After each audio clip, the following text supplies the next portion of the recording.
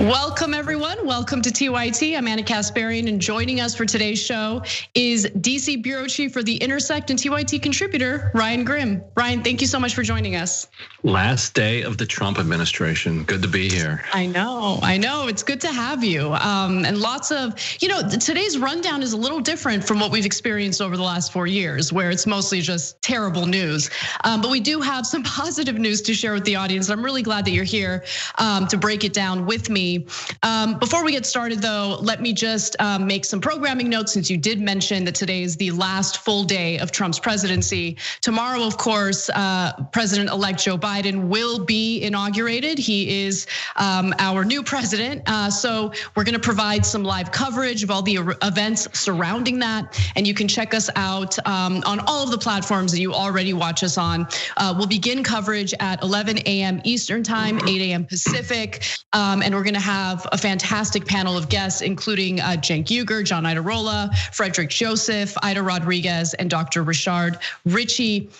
So please make sure you check it out. You can watch on tyt.com/live, Twitch, Facebook, and linear programs. And Roku as well. So yeah, join us for our coverage, and we'll fill you in if anything new arises about our live coverage tomorrow, but it should be really good. For now, though, why don't we talk a little bit about what we're expecting to happen at some point today, although as we talk about it, we don't know exactly who Trump will pardon, but we are expecting pardons. So Donald Trump is now on his last full day of his presidency. And of course, he's expected to pardon dozens of his friends and political allies. Now, as we speak about this right now, announcements regarding these pardons have not been made yet, but there have been some hints in regard to who Donald Trump is willing to pardon and who he has no interest in pardoning. So just to remind you all, he's already pardoned, individuals, friends of his who were implicated in the Russia investigation, with the exception of his former personal lawyer, Michael Cohen, corrupt Republican lawmakers such as Duncan Hunter, Chris Collins, and Steve Stockman. And of course, how can we forget the Blackwater security contractors who purposefully murdered civilians. But now some of the upcoming pardons can include, honestly, some people that I did not expect. As The Hill reports, the rapper Lil Wayne, who has pleaded guilty to possession of an illegal firearm, and former New York Assembly Speaker Sheldon Silver, who was found guilty on public corruption charges and is imprisoned in New York. So those are reportedly among the first wave of pardons Trump will issue. I will note, this is the last day he can do it, and it's getting pretty late in the day. There's also a lot of pressure for him to pardon Julian Assange, who of course is currently facing attempts by the United States to extradite him to the country to face charges for leaking classified information. Something that we've disagreed with. Hopefully Trump does issue a pardon for Julian Assange in that case, because the very specific thing they're targeting him for should be protected, especially considering it was information that was related to our, the wars we engaged in abroad, some of the war crimes that our military was engaging in at the time, and it was important for the American people to know about it. And to persecute Julian Assange for that specific reason is wrong. But again, so far we haven't heard anything from Trump in regard to pardoning Julian Assange. And Trump has liberally, as we know, granted pardons to political allies, raising questions about whether he will preemptively pardon his personal attorney, Rudy Giuliani, or his former advisor, Steve Bannon, who is charged with fraud over his association with a group that was raising money to build a wall along the southern border. So Ryan, I want to bring you in and kind of get your thoughts about the names that have been floated. It is pretty late in the day. Do you think that these pardons are going to be announced later tonight? Trump loves to hold everything until the very last minute. It's part of his showman reality TV style. So theoretically, he could wait until 11:59 a.m. tomorrow Eastern time before he actually released them, and they would still be legal pardons. The Sheldon Silver one is interesting. I mean, this is a pretty wildly corrupt New York Democrat who has had quite the odyssey of going through prosecutions, mistrials, guilty guilty verdicts, appeals, in and out of prison. To have this end with a Trump pardon is almost kind of like a perfect ending in a lot of ways. And I would love to read the story someday about how this came about. Like who does Sheldon Silver know? Does Sheldon Silver, I'm sure, actually knows Donald Trump quite well, because Sheldon Silver's a man. He was a state senator from Manhattan, and so he clearly, has known Trump for a very long time. How did he get to him for this pardon? Weird. Lil Wayne, okay, pardon, okay. But the question of Assange, people around him, people around Assange at this point are quite pessimistic about the possibility of a last minute pardon for him. And I think a lot of this turned on the last week. And also the storming of the Capitol, and I think this redounded very poorly for Assange in this sense that Trump is never going to take a risk for somebody else. That's just not who he is. If you want Trump to do something for you, you have to convince him that his interests align with your interests. That doing that thing is going to help you, but more importantly, it's going to help Trump. And so the argument that everybody was making to him was like, look, all of your enemies hate Julian Assange. The entire deep state, the Bushes, the Cheneys, all the Democrats, Hillary, everybody hates Julian Assange. So if you pardon him, you will anger all of these enemies of yours, and you will show your supporters that you're not afraid to take on this deep state, the establishment of both parties, and that'll help you in either pretending to run a 2024 campaign or actually running a 2024 campaign. That was a reasonable argument, and it was the kind of thing that Trump could understand, and that's why there was so much optimism that he might do it. But once this attack on the Capitol happened, and it became clear to Trump that he was now in jeopardy of being impeached, which happened, in jeopardy of being convicted of impeachment, which very well might happen, could be disqualified from running for future office, and could be open to criminal charges for all manner of things as his power drains.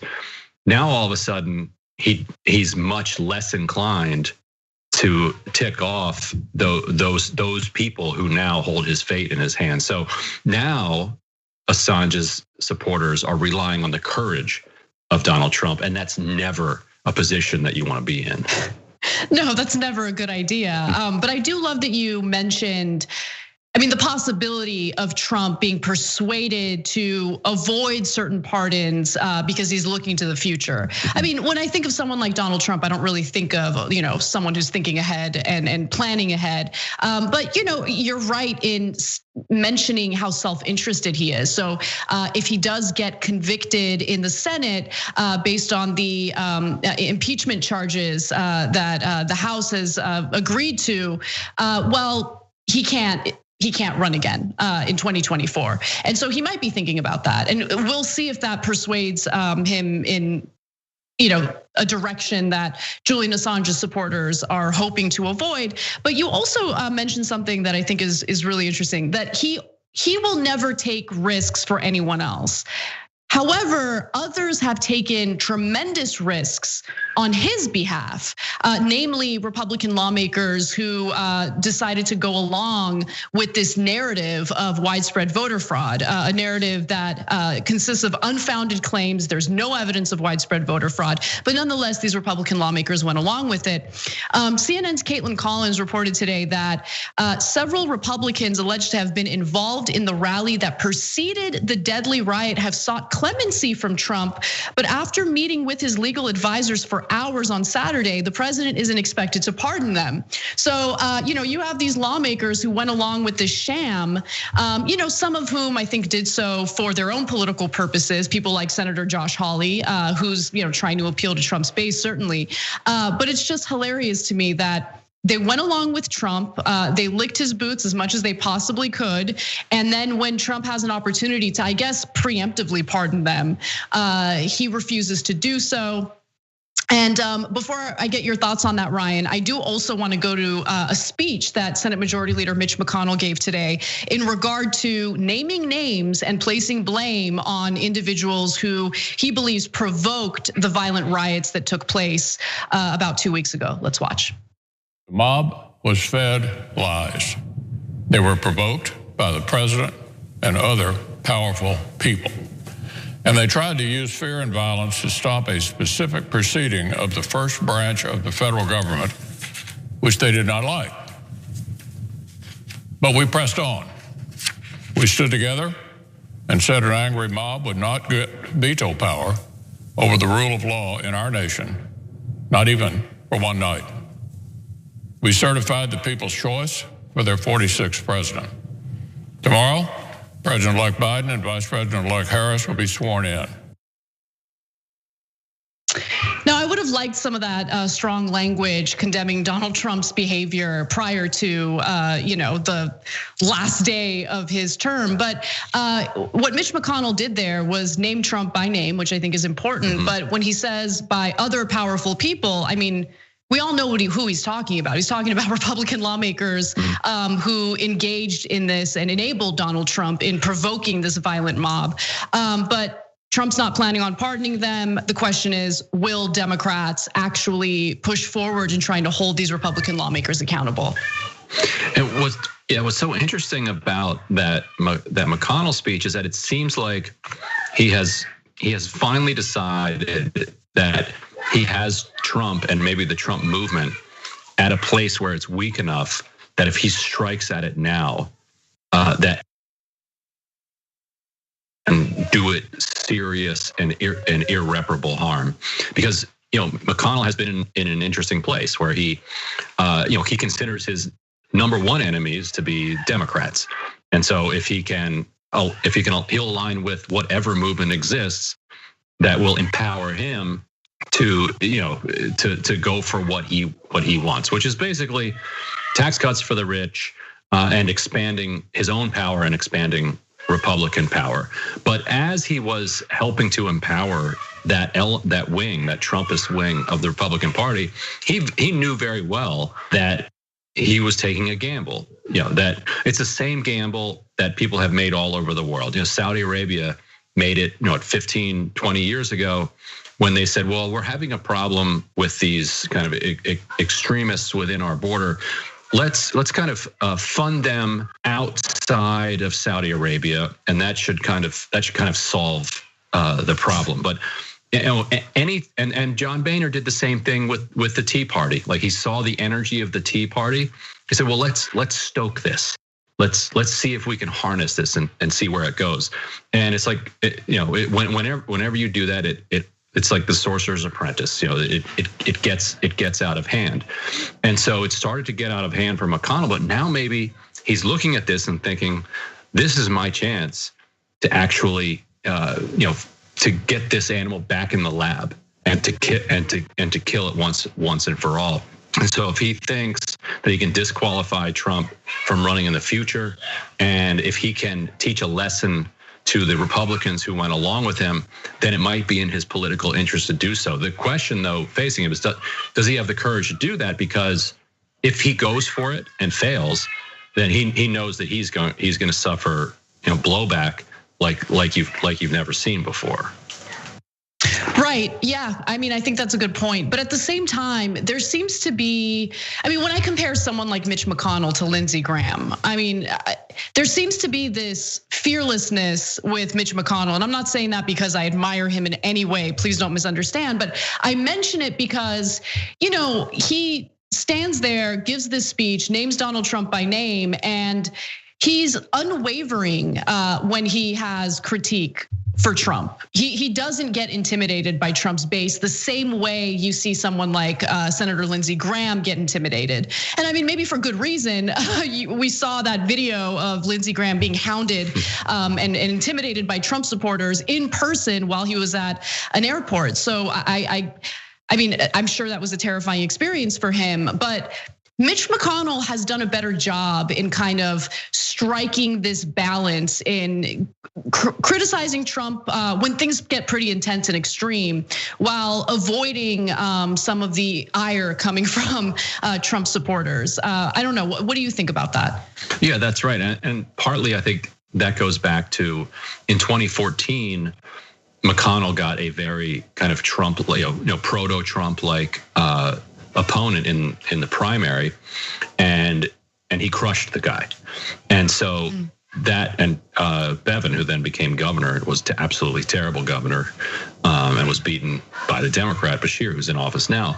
But I think his ability to take on that kind of Tea Party wing, that proto-Trump wing of the party in his own state, and crush them and survive, gave him a little bit of confidence. Now, throughout the Trump's presidency, he sat back and just said, do what you need to do and just keep sending me judges. He was completely comfortable with making that compromise, but he also kept Trump at arm's length. When there was that super spreader event, which was the announcement of Amy Coney Barrett's nomination for the Supreme Court, that was almost like a perfect metaphor for his relationship to Trump. He didn't show up for that event because he knows that he's somebody who actually wears a mask and takes COVID seriously, and knows that Trump doesn't, but he doesn't say much about that publicly. All he wanted from Trump was Amy Coney Barrett. Like that's what he wanted. He doesn't need to actually be there and be around Trump. And so that kind of typifies what his relationship was. And now that he has a chance that he might be able to finish off Trump, it will be interesting to see if he actually takes it, because he has that opportunity. If he votes to convict, and there are constitutional scholars who think you need to take 2 votes because there's kind of a comma in the Constitution, a comma and disqualified. So people say you need to take a second vote if you want to disqualify him. If he votes for that and impeachment, conviction on impeachment, then he's really finishing him off, because without social media and without the ability to run, he doesn't have the oxygen for a comeback. Yeah. And honestly, with the social media ban alone, I feel like Trump-related provocations and news has really died down a little bit, and I particularly enjoy that. But one more point I wanted to quickly make about this possibility of holding Republican lawmakers accountable for enabling Donald Trump's lies about the election.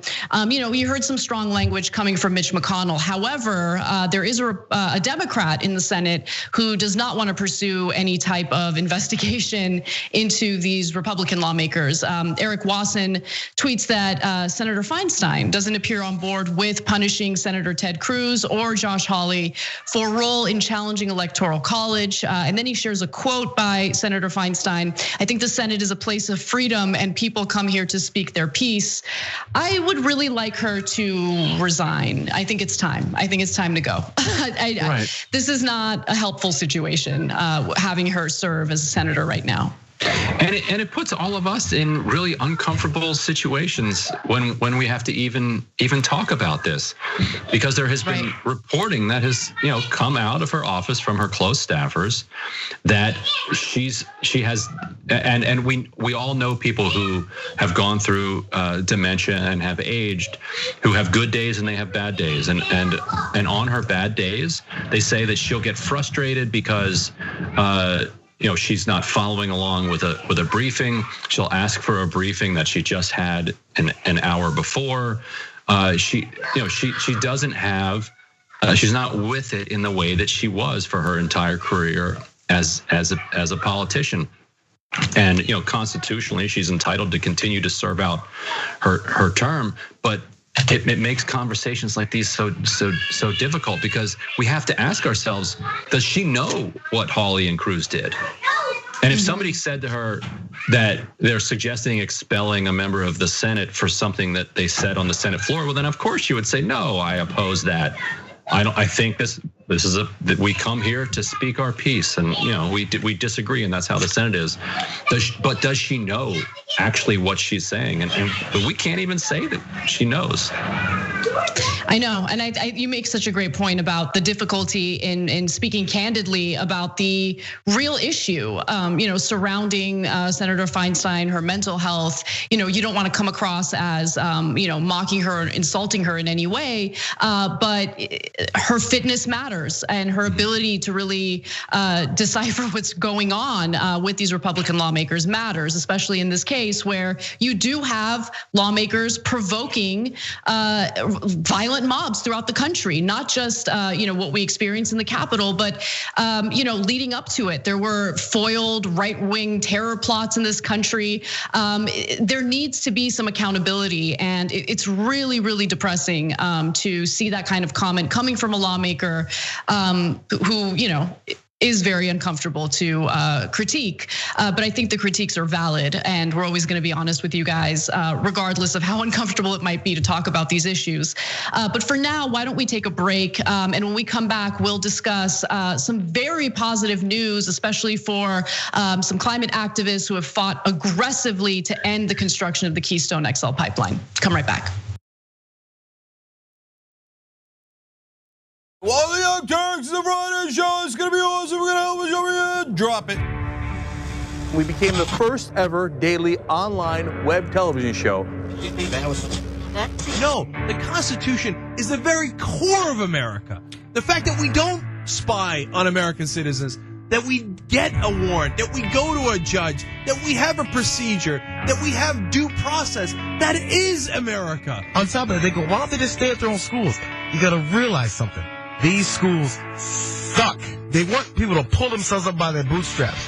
You ain't got no straps, you ain't got no boots. He lit these fires in trash bins all around town out of frustration. 99th most viewed channel today on YouTube. The Shorties Award. Best web host. We passed 1 billion views. Voice Award winner, News and Information Channel, The Young Turks. Oh, another Webby. The Young Turks. Can I curse? Yeah! For those of you watching on the live stream, yes, we have adopted a pet iguana that showed up at our door. Haunted version in the dark with our silhouettes. Now let's get to the best line of the debate. And it was definitely the one against Fox. I told you we were coming. I mean, you talk about it when it becomes a problem. Our lack of gun control is a problem. Nonsense BS story is hurting that cause, and they need to wake up and recognize that they are being had by these people. Biggest gang in America. Question is, how do we make sure that we blame the person who is dead? What kind of democracy is that? We should never forget that the most powerful people in the world exploited the greatest tragedy in American history to go to war in a country that had a lot of oil. Rolling thunder. That's what this show is.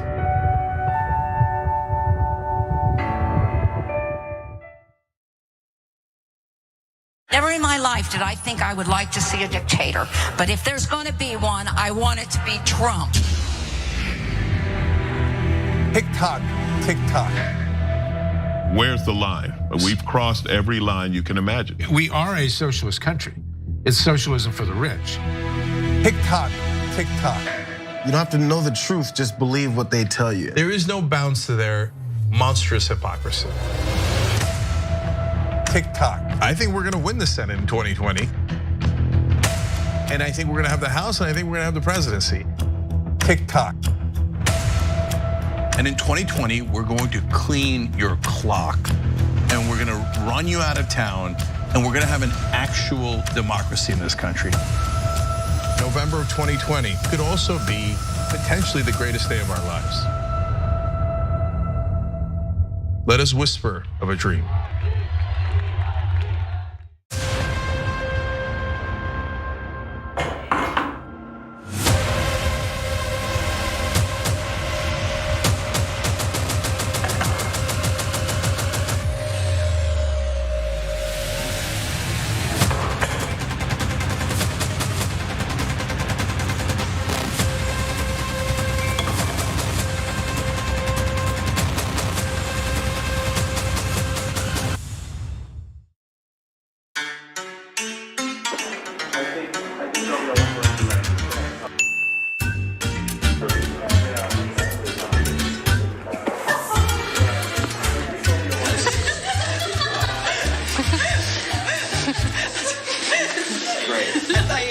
smack the back that I like.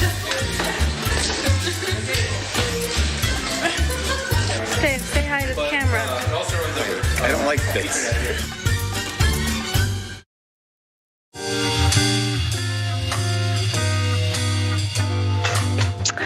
Welcome back to TYT. Anna Kasparian and Ryan Grimm with you. Please check out Ryan Grimm's work over at The Intercept, where he serves as the DC bureau chief. All right, let's move on to some positive news. This broke over the weekend. I wanted to make sure to celebrate it with you guys, since so many of our audience members took part in demonstrations regarding the Keystone XL pipeline. It's a bit of a victory. So, President-elect Joe Biden is planning to reverse Donald Trump's efforts to help build the controversial Keystone XL pipeline.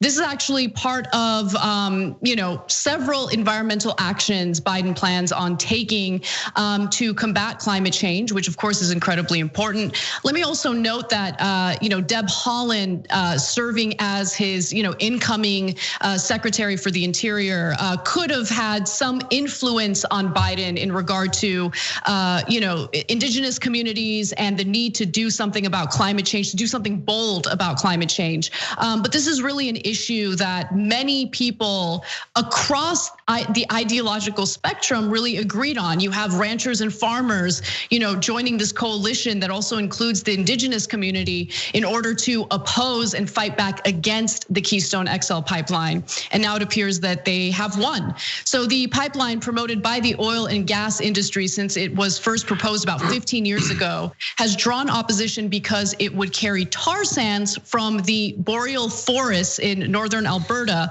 Canada, of course, to refineries in the United States Gulf Coast. The energy used in extracting the molasses-like petroleum supplies would contribute heavily to climate change. So there were legitimate concerns about leaks, about contamination in drinking water, all legitimate concerns, especially when you look at how the fossil fuel industry, due to a lack of oversight, has contributed to tainting drinking water in various communities. Like this is a very real problem that people across the board understood the gravity of. And as a result, I think the messaging was effective and aggressive enough to convince Joe Biden that he needed to immediately undo some of the damage coming from the Trump administration on this. But Ryan, I wanted to bring you in and talk about some of the messaging we're getting from Biden in regard to the environment. He's not on board with the Green New Deal, but he is pushing forward with a more robust environmental agenda than I had expected. Right, and Raphael Warnock and John Ossoff in Georgia, wouldn't say that they supported the Green New Deal either. But if you ticked through every single plank of the Green New Deal, they would say yes. I'm for all of that. And Biden has pretty much done the same. He has said he doesn't support the Green New Deal, but he does think that this country needs a new deal, and it ought to be green. But there's something about the messaging, and progressives actually should do some reflecting on that. Why is it that these pragmatic politicians who only care about winning and messaging, who will say absolutely whatever they think is the best thing to say to voters to win, why are they so afraid to say those couple of words? Yet they're okay pissing off the oil industry and the other industries that are going to be that will be so angry about supporting all of the different planks of that platform. There's a disconnect there that people need to sort through. But this is No, that's such. It is an interesting aspect of this because, the way I read it is, you have moderate Democrats who just kind of want to distance themselves from, the left part of Congress, the AOCs, the Rashida Tlaibs, the Ilhan Omars. And so what do you make of that? Do you think it has something to do with the way progressive lawmakers have messaged these issues? Do you think it has more to do with the fact that progressive lawmakers are like they're hounded nonstop by right-wing pundits, So what do you make of it? I think it's actually the latter, the last thing you said, that there is a multi-billion-dollar 24/7 propaganda operation that we can't really fully appreciate because we're not kind of bathed in it, because we see Fox News and we see all Newsmax and everything to its right as it kind of flows into our Twitter feed, but we're not kind of watching this stuff all of the time. And if you're a politician who runs statewide or nationally, then you have to understand what everybody's media diet is like. And so then you do end up having a sense that there's a huge portion of the country that is being told that these are un-American insurgents, they're terrorists, they're trying to undo everything that you love about this country, and the Green New Deal is going to ban cows, going to ban hamburgers, going to ban airplanes, and that we see that on Twitter, we laugh at it, but there are millions of Americans who are fed this as part of their daily media diet. And so I think part of what you're seeing is success on the part of groups like the Sunrise Movement in pushing forward this climate agenda, and success on the part of the water keepers and others who have blocked the Keystone pipeline. And so politicians want to be on the side of that energy, yet they want to not be in the crosshairs of this multi-billion-dollar propaganda operation.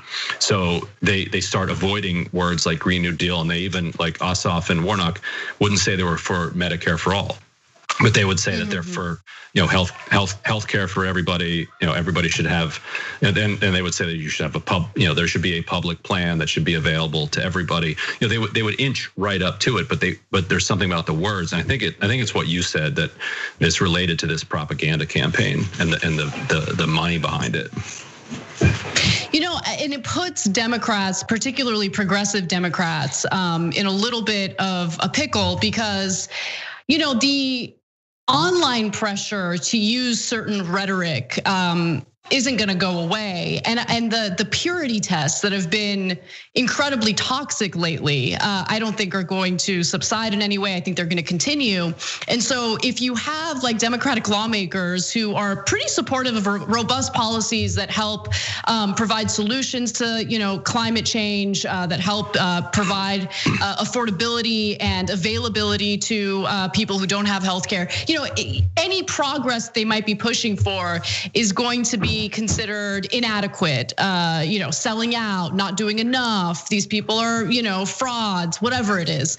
And so it's difficult to kind of toe that line where you're trying to avoid the, anti-leftist propaganda out there, while simultaneously trying to appeal to a base of voters who want to see pretty strong rhetoric and robust policies, solutions that come from a more leftist ideology.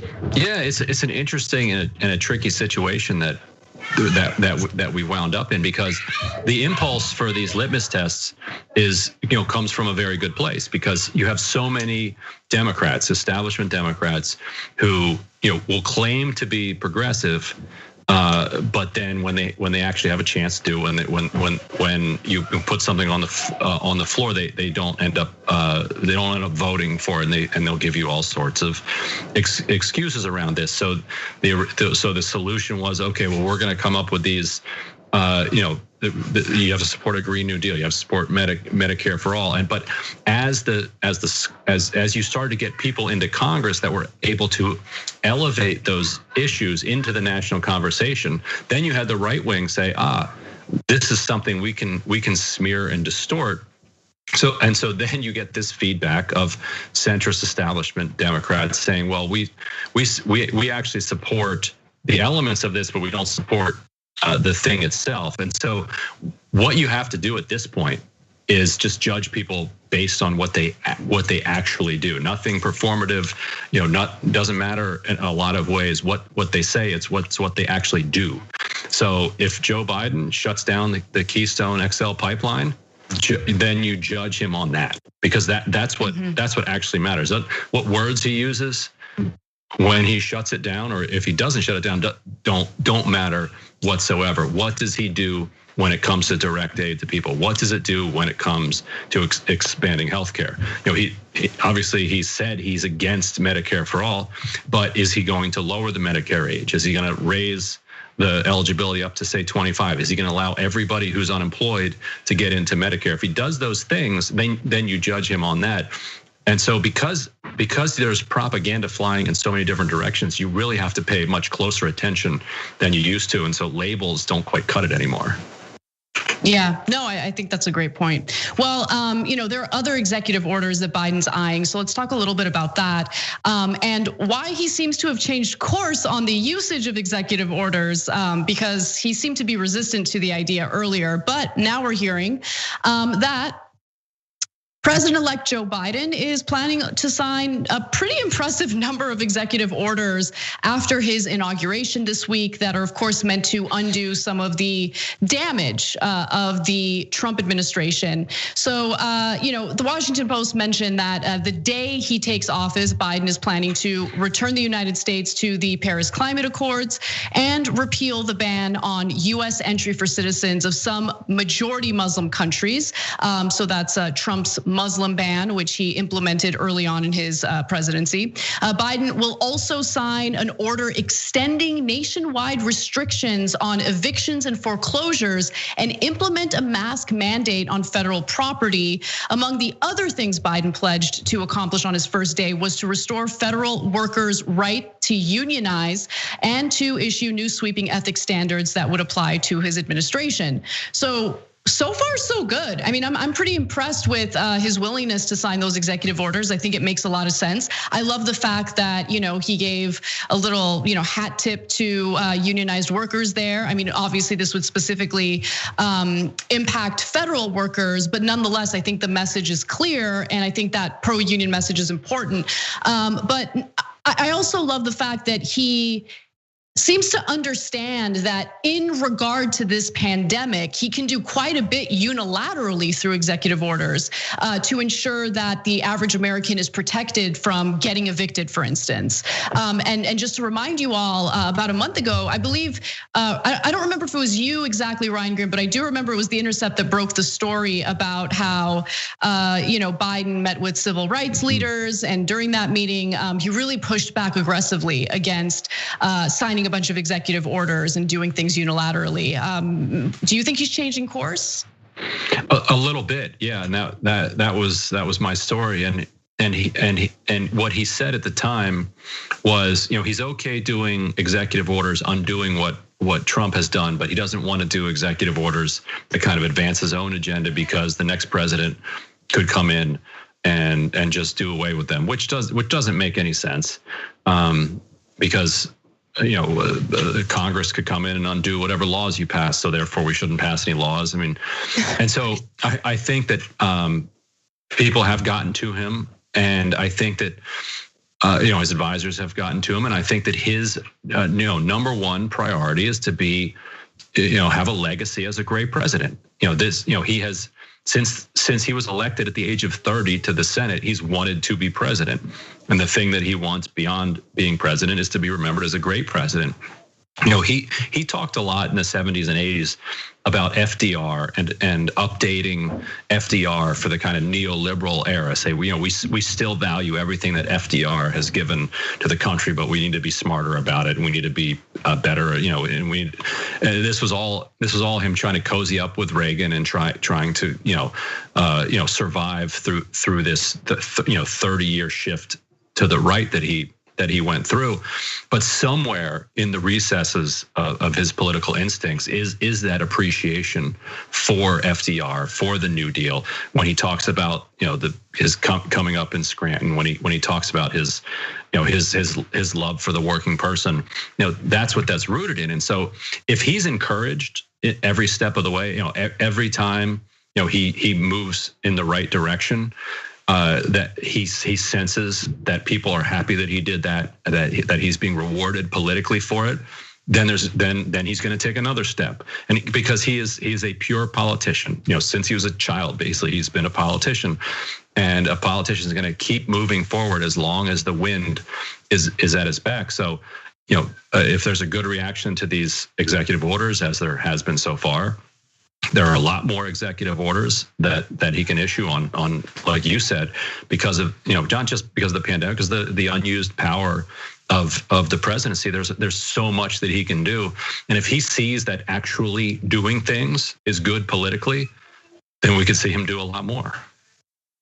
Yeah, I think the positive reinforcement is important. And that's a note that I actually want to give myself, because sometimes you can become a little pessimistic and cynical, and there's good reason for that. But at the same time, politics really is this game of carrots and sticks. So if he really is going to follow through with the executive orders that are listed here, definitely he deserves some credit for that. Yeah.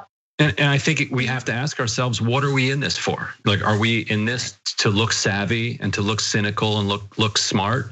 Or are we in this to make people's lives better? And if it's the former, then go ahead. Have at it, because he's gonna do something awful every single day. And that should be called out. But if that's all you do, then it becomes a self-fulfilling prophecy.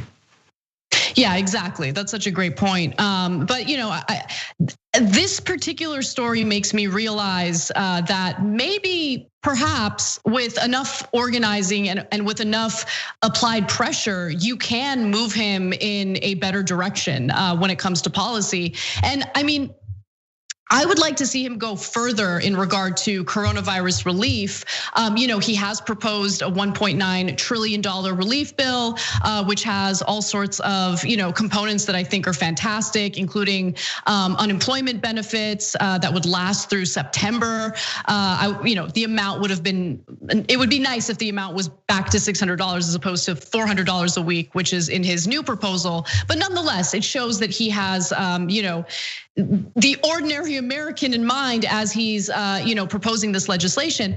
But remember, Donald Trump actually did something that I thought was smart and was savvy, and I'm sure did garner some popularity among, of course, his base. His base loves him no matter what. But at one point, when Congress couldn't pass a relief bill, he decided, okay, well, since the unemployment benefits have expired, I'm just gonna go ahead and extend them, issuing $300 per week for a limited amount of time. I don't remember exactly how many months it was, but he was just able to do that unilaterally by moving some funds around, and that provided some much needed relief to Americans. So if Trump was able to do that, I would imagine that Biden, should there be issues passing legislation in Congress, would be able to unilaterally issue some sort of executive order offering more relief. Am I reading that correctly?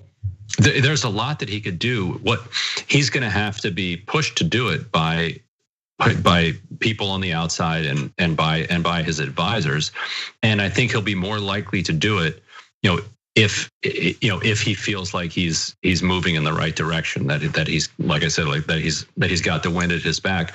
And I think what Trump did there was he monkeyed around with the tax code a little bit, so you got your tax rebate a little bit early. So Biden's going to have to forgive all that. Otherwise, people are going to have to pay that back, which would be a mess, because you thought you were being given this. But of course, with Trump, be careful of what you're being given, because it's not actually a gift. It's gonna come back around.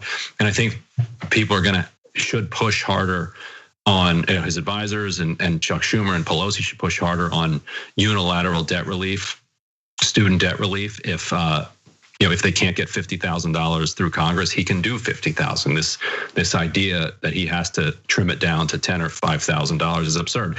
And on the $2,000 check, I get what they're saying, that the bill that the House passed was $1,400, that you could bring it up to $2,000. But at this point, people thought that they were being promised $2,000. They came out to vote for $2,000. Don't make the same mistake that Mitch McConnell made. McConnell gave people $600, and he thought that was enough to save his senators. But once you're in, give people what they're genuinely, politically, and rightfully demanding. And you don't need a nickel and dime this stuff. Definitely. I mean, my biggest advice to Biden on that specific issue is don't be afraid to be popular. I mean, really, like we're having a conversation about, an additional $600 provided in these relief checks. Just don't be afraid to be popular. Why? Let's not nickel and dime the American people during a moment of crisis. Now, at the same time, I also acknowledge that it was pretty clear from the beginning, honestly, that he was going to propose $1,400 to add to the already agreed upon $600, which would amount to $2,000. But I actually really appreciate that from a political standpoint, in a very strategic way, AOC stood up and said, no, the American people are expecting $2,000 relief checks. That was a political move that I think was smart, and Biden should just go with it. Don't be afraid to be popular. All right, well, we gotta take a quick break, so let's do that. But when we come back, we're gonna talk about Janet Yellen. That is Joe Biden's nominee for Treasury Secretary. Her first day of Senate confirmation hearings are taking place today. And we'll give you some details on what she's proposing. We'll be right back. You know what the progressive movement needs? It needs a little energy, a little pizzazz, maybe a little caffeine. Oh, coffee. But what if it was Too Strong Coffee? Yes, new TooStrongCoffee.com/TYT. Look, this helps progressive causes. It's also organic and fair trade, so you've got peace of mind that it was done right, and it happens to taste great. So check it out right now at TooStrongCoffee.com/TYT. That's 300 million, that's a pretty good number, Well, that's the size of the US population.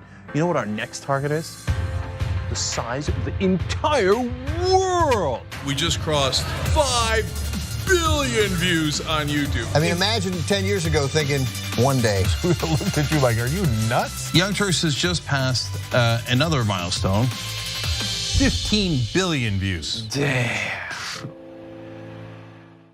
All right, lots of comments. You guys are the best. I'm gonna read a few comments from our members. Mr. Methuselah says on YouTube, super chat, thanks for all the important work you do for TYT for the movement. Do you know who had the first super chat when I got back from vacation? You won't be surprised to find out. Rob Shively. What do you know? Rob says, rejoice, for Dragon Daddy has returned. This question sent to us by Izzy Sanchez Jr. Is it me, or is Meghan McCain talking as fast as Ben Shapiro? Is that the way the right tries to look smart and intellectual? Well, yes. Michael Nathan writes it on Twitter. Did Anna choose Cenk's outfit today? I'm sure it wasn't Cenk himself. Man Bun Jenkins Skinny Jeans says, so now Anna has pointed out, okay, that's his handle. T. Joyce, 1971, saying Donald Trump is good at pulling out of things, NAFTA, the Iran deal, NATO. It's just too bad Fred Trump didn't.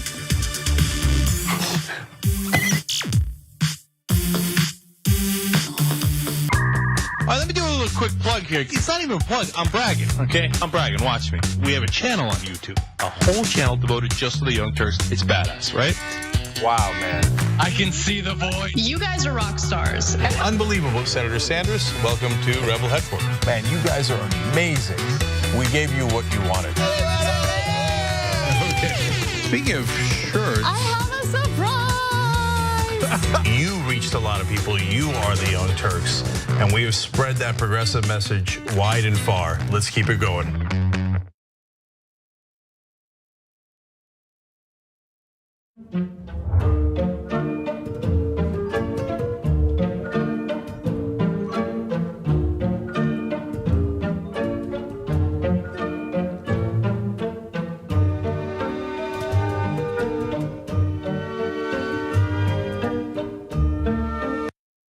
Do you know what we do online these days?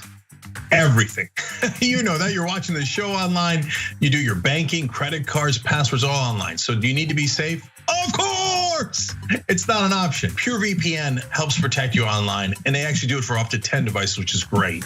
And they've got deals right now. That's why I like this sponsor. I want you to go check it out. TYT.com/PureVPN. Make sure you protect yourself online. It's really important. TYT.com/PureVPN. Cool news, shoptyt.com now has books. There's a whole bunch of books there. You're gonna be shocked to find out that they're largely progressive. Of course! Ryan Grimm's book, We've Got People, is there. It's a fantastic story from Jesse Jackson to Bernie Sanders to AOC that explains the progressive movement probably better than any book I've ever read. Speaking of awesome books, my dad's got a book out called The Original Young Turk, where he goes from the poorest olive farmer you ever met in your life to living the American dream.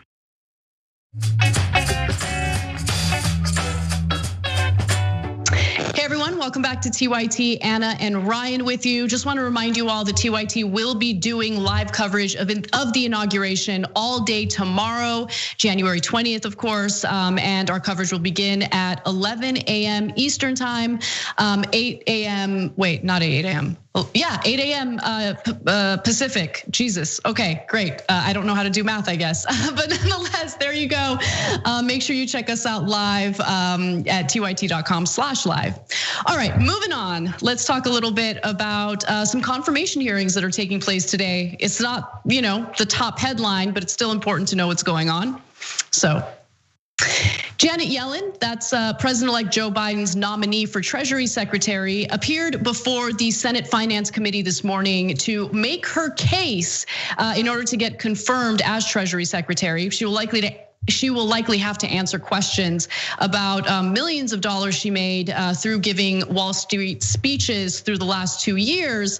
But she did have some interesting statements in regard to what needs to be done to offer real economic relief to Americans amid the crisis that we're experiencing with the pandemic and the economic decline for the vast majority of Americans.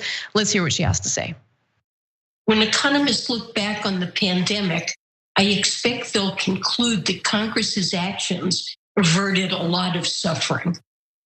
But more must be done. Economists don't always agree, but I think there is a consensus now.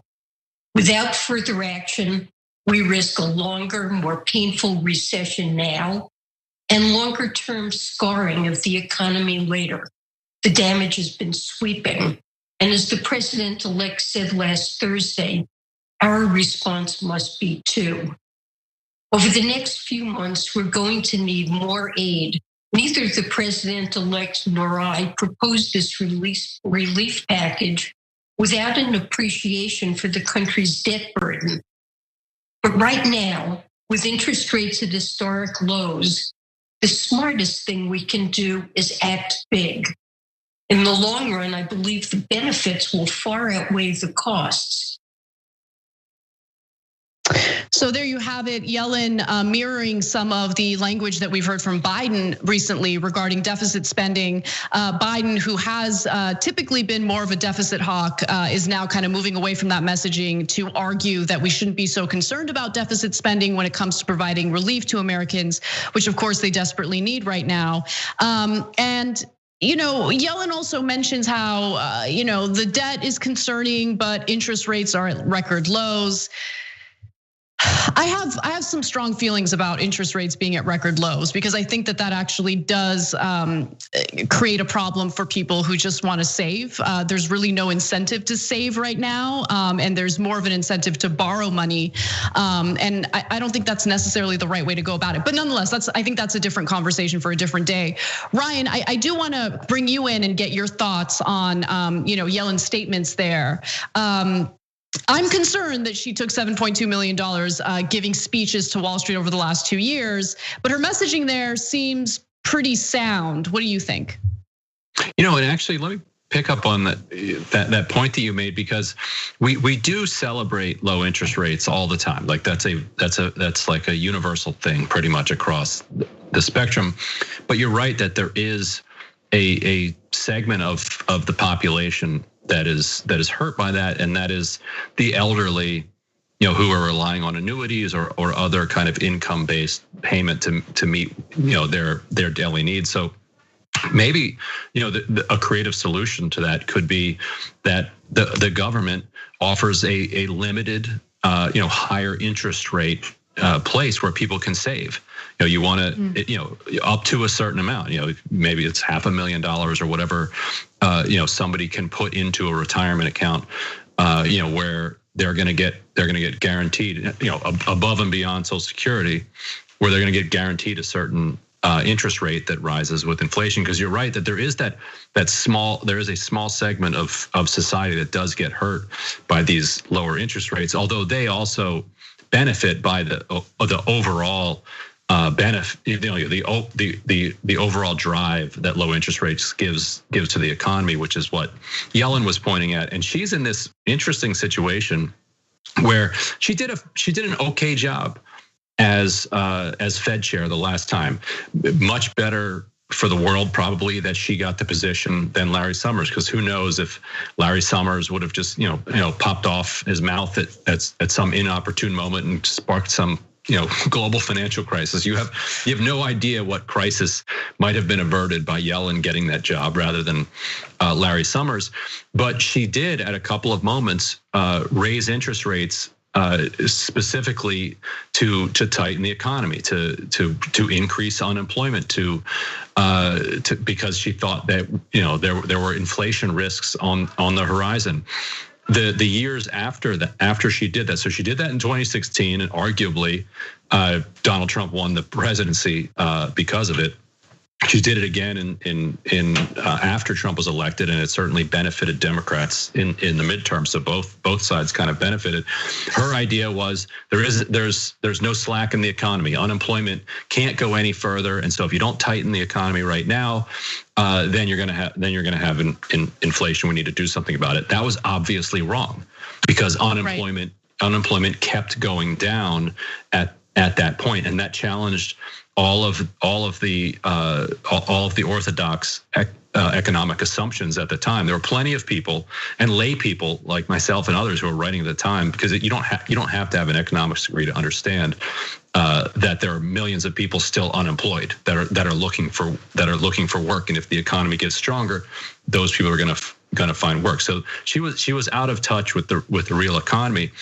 What she's saying now is that she kind of gets it, that she made a mistake last time, and she has a chance now to make up for it, so that her legacy isn't as the person who was kind of the last one who was executing this flawed understanding of the relationship between interest rates and unemployment in a 30-year stretch. But she'd rather be seen as one of the first ones in the new era, where the Fed had a more sophisticated understanding of what the actual natural unemployment rate ought to be, and that you don't need as much suffering like that, because that's what underlies all of this. They say that it's complicated, but it's not. What economists are saying is that you need a certain amount of suffering, a certain amount of unemployment to keep inflation low. And what the last several years has shown us is that that's actually not true. Unemployment was driven down to previously unthinkable lows, and we still didn't get inflation. So economists were wrong, and she understands that. So now it's up to her to try to execute on that. So she's served some pretty impressive roles in her career. She was part of Bill Clinton's Council of Economic Advisors. She also chaired the Federal Reserve, and that's what we're talking about here, from 2014 to 2018. And the thing about the Federal Reserve that's been frustrating, and it's more pronounced during this crisis, is the fact that it just keeps pumping money, printed money, digitized money, however you want to refer to it, to provide liquidity to big banks, and now during this pandemic to corporations that are really struggling. And what that does is it artificially inflates the value of these companies, right? So you look at the stock market, and regardless of what's happening in the country, regardless of how many, tens of millions of Americans filed for unemployment in the beginning of the pandemic, and now hundreds of thousands of Americans, filed jobless claims, doesn't even matter. The stock market is completely untouched. It's completely disconnected from reality, and there's a bubble, but it seems like that bubble is just ever expanding, and that house of cards just continues to grow. Where do you see that going, Ryan? Because I'm worried about that, especially when you consider Americans who have their, retirement accounts invested in this like sham, Wall Street situation. Right. I mean, so if you think of it on a very basic level, people in general, there's two places to put investments. So you put it in bonds, you put it in stocks. And so when interest rates are so low, people aren't putting it into bonds. So that goes back to what you were talking about earlier. If there was a government kind of financed place where you was savings plan where you could put some of that money, that would actually drain a decent amount of regular people's money through mutual funds and other things, out of the stock market and into these safer, something much safer, which then would give you a little bit less less volatility and give people less exposure to the risk that you're talking about. But you're right, that it's a powder keg, and it's hard to know exactly what, because the real economy as you drive around this country is suffering. Small businesses are crashing all over the place, and the more that these small businesses are suffering, the more that these monopolies like Amazon and others are just consolidating their position. And so you wind up with what might have been a healthy community in the past that had several significant employers, now basically just has Amazon. And an Amazon warehouse might lead in the short term to better service and cheaper products for people in other cities. Probably won't in the long term, but also in the immediate term, that's not going to be a healthy. Not going to be a healthy community when if it's just that and a Walmart, and so there's going to have to be some serious state and local aid, and there's going to have to be some rethinking about the way that cities and counties support small businesses. There's going to have to be some cooperative element, some kind of public-private partnerships that say that if you want small businesses in your community, and you do, because you're not going to be a thriving community without them, then there's going to be some public role to keep those going. Yeah, well, we got to take a break. That does it for our first hour of the show today. But when we come back, we'll talk a little bit about what we've seen in the aftermath of Donald Trump getting deplatformed. Really, really looking forward to sharing that data with you. And later on, some updates on additional right-wing gang members who have been arrested for taking part in the Capitol riots. That and more for you when we come back. Stay tuned.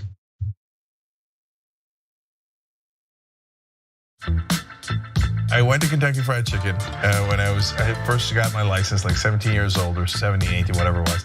And I'm driving, I think, my dad's Oldsmobile. And I parked it in a place where there was two cars next to me, a really tight spot, and a car behind me. I don't even know how I got in there because I'm a terrible driver. Back then I was an even worse driver. And on the roads I'm okay, but in parking spots I have terrible spatial reasoning and I'm a mess. And on my way out, I hit all three cars at once. I broke all records, okay? So I went, as I'm backing out, I went boom, oh and this side hit that car, this side hit this car, and the back hit the third car, okay? And I got stuck. I didn't know how to get out. Like, I went, okay, for this, and then I'm like, no, and then, right? And then finally I had to stop, go inside the KFC and go, A, I'm sorry, I hit a bunch of your cars. They're like, what do you mean a bunch of your cars? I'm like, I don't know. Wow, there's a B? Yeah, I'm like, I hit 3 cars. I don't know, so you guys gotta come help me, okay? Okay, so one, my bad, really sorry about that. Okay, number 2, can someone take my car out? Because I don't wanna keep hitting your cars, and I'm incapable of taking it out of this spot. Now baby, move that fat, baby, move that fat.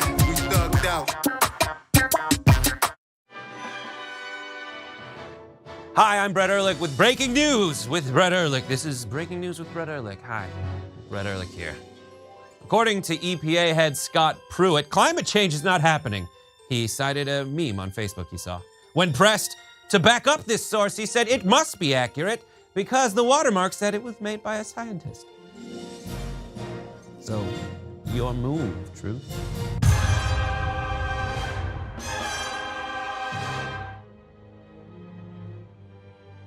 Do all of you know the Young Turks? an outlet like yourself that are willing to cover this story from the very beginning and that weren't afraid to say, hey, this is something that is legitimate. And this is why what Cenk and the Young Turks are doing is so important. Brent Welder is very progressive Democrat. He's a just Democrat. In fact, uncorrupted, not going to take big corporate PAC money. When did you start watching the show and when did you become a member? So I've been watching for 10 years, an active viewer, but also more importantly, getting out there with causes like Wolfpack. By the end of our campaign, we had organized about 22,000 individual contributions with an average about $27 a piece. And those initial people were a lot of TYT supporters as well. In looking at the world in a very different way than corporate media does. It takes those early people who believe that can really be the seeds of this movement, and that has been the Young Turks. Thank you, Cenk Uygur of the Young Turks. Thank you to TYT and all the progressives around the country that have our backs. You know, the first and only interviews that we had tonight to be with the Young Turks as well, because you guys have been here from the very beginning, and that's what this night is all about. And I thank Cenk very much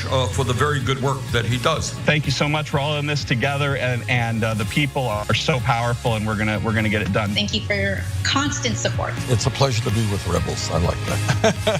For all of the help that you've given to the Just Democrats, to Wolfpack, to help fellow progressives, thank you guys, to all the Young Turks members that make it possible. Hey, this is Edwin. Most of you might recognize me, well, not me, mostly my laugh from the main show. I mean, it's gonna be hard to get the Uygur maneuver on him.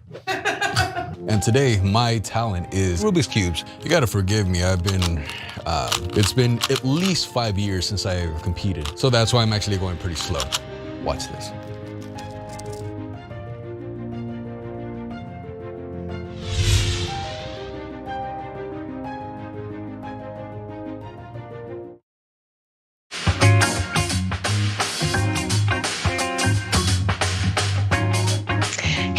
Welcome to TYT. This is hour 2, hosted by myself, Anna Kasparian, and today's guest host is Ryan Grim, DC Bureau Chief over at The Intercept, and also a frequent TYT contributor. Everyone go to shoptyt.com to buy Ryan Grim's book, We Got People. And yeah, definitely enjoy it because it's a really good explanation for why corporate Democrats or establishment Democrats, you choose the label that you're most comfortable with, govern the way they do. It's really important to understand recent history and what motivates some of these politicians. So Ryan, I thanked you in the first hour, but I just want to thank you again for joining us today and helping us, just break down some of these stories on a deeper level, certainly deeper than what you'd see on cable news today. Yeah, for sure. Yeah, I'm happy to be here. This is a lot of fun.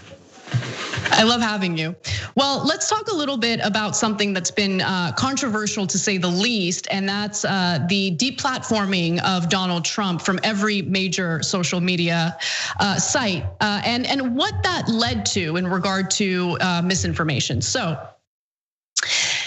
now that Donald Trump has been deplatformed from every major social media platform, new data indicates that the spread of misinformation has dramatically dropped.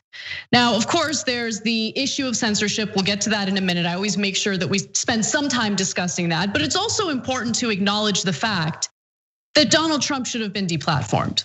I agree with deplatforming Donald Trump, especially after we had violent insurrectionists and rioters breach the Capitol, murder a police officer, Capitol police officer.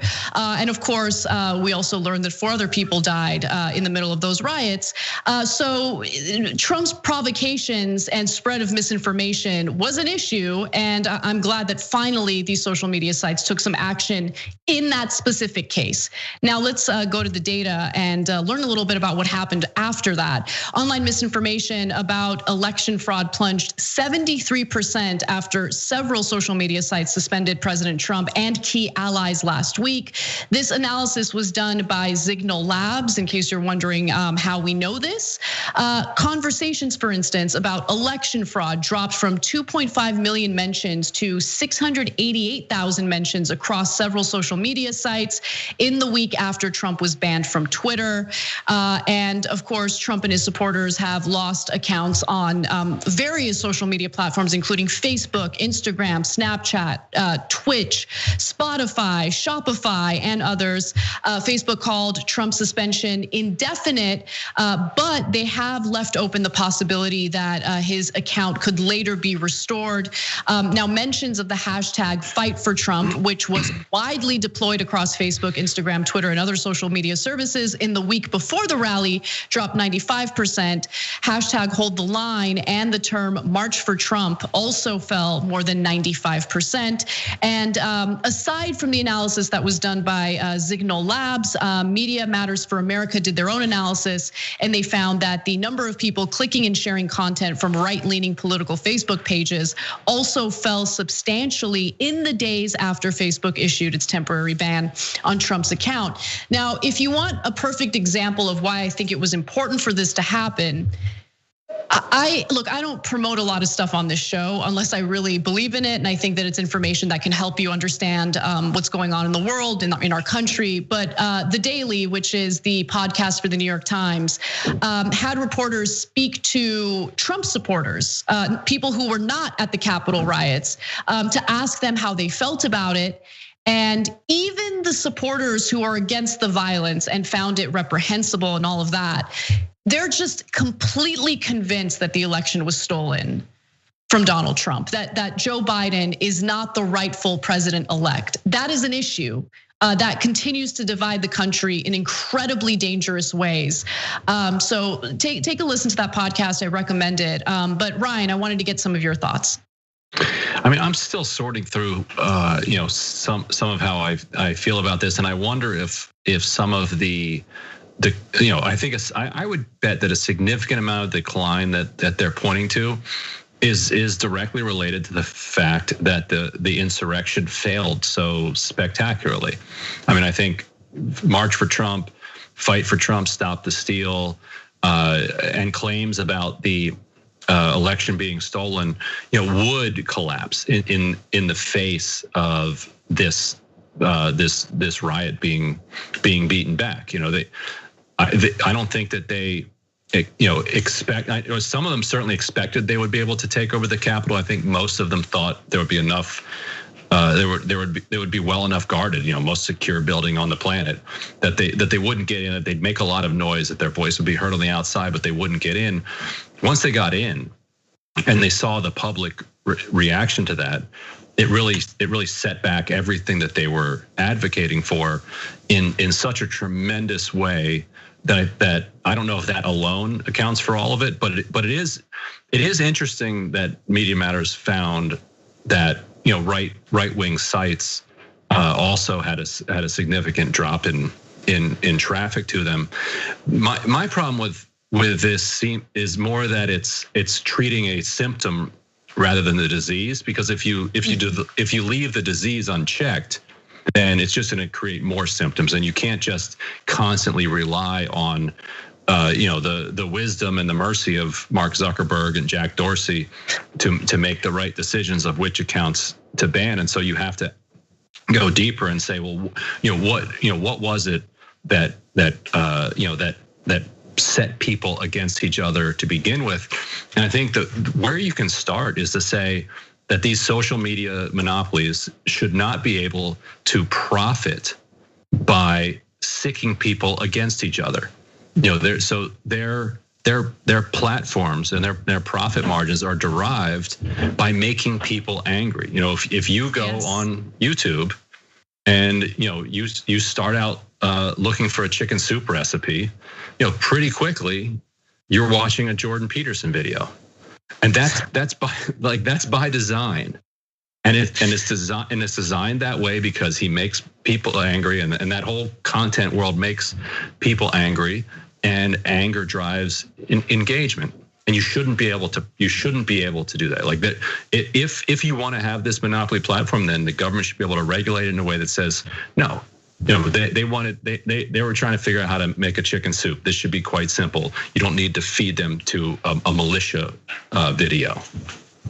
Yeah, I love the fact that you brought up the poor decisions that were made by the executives at these platforms that kind of led to the division that we see. Because look, to be clear, my problem with Donald Trump's Twitter activity was that he was able to successfully drive the news cycle just through his tweets. And it was so infuriating because, if his lies went unchecked, then people have no access to what's really going on, right? And I, of course, always had this urge to just ignore his tweets, but some of them were so outlandish and so false. And again, it would be a way of just kind of beginning every news cycle with his narrative, and you're constantly trying to keep up with his lies in order to debunk them. I thought that was an issue. But I really do think that these social media platforms did what they did because they don't want to be held liable for anything that happened in the Capitol that day. It's always about doing what's necessary to avoid liability. And I also love that you mentioned the word engagement, because that's exactly what you need to look at when you consider the incentives, the financial incentives, not just for the platforms themselves, but also for content creators, right? There is a financial incentive to engage in divisive rhetoric, to engage in conflicts that are drummed up and full of nonsense. And I think that has certainly contributed to the division we see in the country. But to your point about fears regarding Zuckerberg essentially being the arbiter, or Jack Dorsey being the arbiter of what can and cannot, exist on these massive platforms that have monopolized this industry. People should be super supportive of and spread as much information about the antitrust lawsuits that were filed by the US government. Just to give you some background on that, the US government and 48 attorneys general filed landmark antitrust lawsuits against Facebook, seeking to break up the social networking giant over charges it engaged in illegal anti-competitive tactics to buy, bully, and kill its rivals. That's part of the reason why there's very little competition when it comes to this space. And so if you rely on Facebook or Twitter to get your message out, or to promote your work, or to use it for what, for the positive purposes that it's there for, and its algorithm decides to accidentally suspend you indefinitely from their platform, that's a problem. And so you want to break up these companies or ensure that it's a competitive, area where other social media sites can be launched and they can succeed. But Facebook has acted pretty aggressively to prevent that from happening, which is what has helped it grow so big. Any thoughts on these antitrust lawsuits and their importance, Ryan? Yeah, and I actually think that the big tech response to the Capitol storming is connected to the lawsuits that you talk about, because now all of a sudden, at the same time that the rioters were rampaging through the Capitol, John Ossoff was declared the winner of the Georgia Senate runoff, which put Democrats over the top. So now they were going to have unified control. So big tech's response to kind of cozy up to Democrats, I think was related to them trying to influence the personnel decisions that the Biden administration, the Biden transition is making on who's going to staff the FTC and the Department of Justice Antitrust Division, which will be overseeing these Google and Facebook cases. Say, look, hey, we're your friends here. Look, we just knocked Parler off the internet. Look, we just nuked Ron Paul's Facebook page, and when they did Ron Paul's, that's where I really raised my eyebrow. Like, okay, I'm sure Ron Paul was spreading some COVID misinformation. I'm sure, I'm sure there's plenty that he was doing. He said he didn't actually get any warnings from Facebook before this. But what is useful to Ron Paul, to the big tech industry, is he's somebody that people have heard of.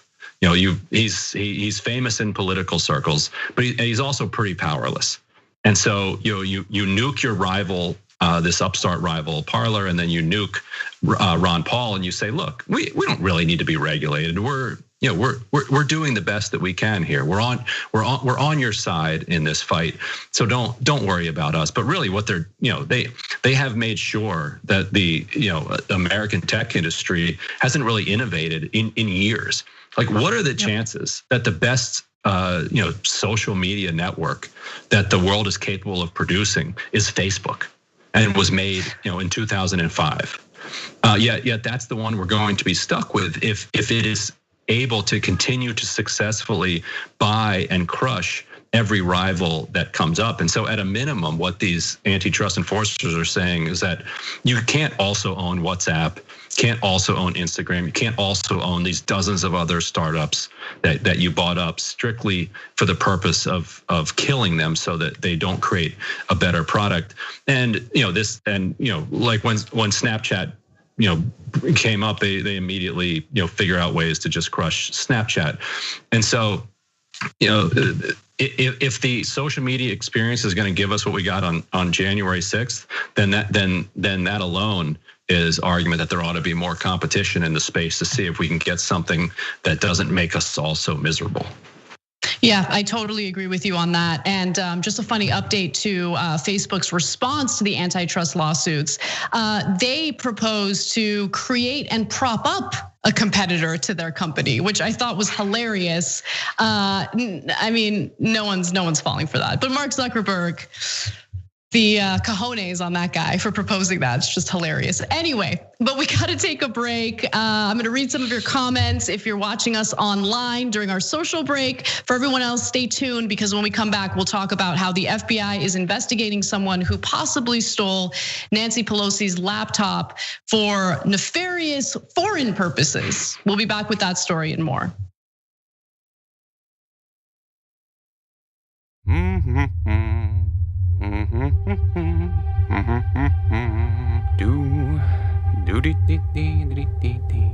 Oh shoot! I need some fresh shirts. Okay. Let's see. New arrivals. What's new? This is amazing. What?